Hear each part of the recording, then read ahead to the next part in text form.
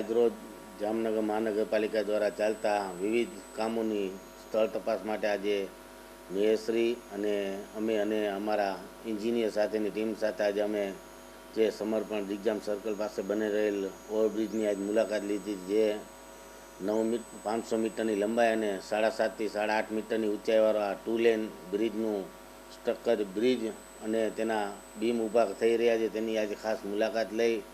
અને આશરે 25 થી 27 કરોડના બ્રિજ બની રહ્યો તેની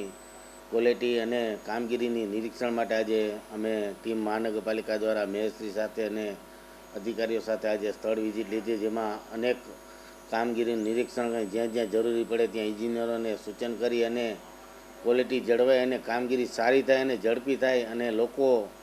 આ બ્રિજનો ઉપયોગ તાત્કાલિક થાય એના માટે આગામી સપ્ટેમ્બર ઓક્ટોબર લગીનમાં આ બ્રિજ સંપૂર્ણ તૈયાર થઈ જશે, એટલે આવનાર સમયમાં ટ્રાફિકમાં પણ ઘણો રાહત રહે અને વહીવટ અને લશ્કરની 3 પાંખ આવેલો હોય માટે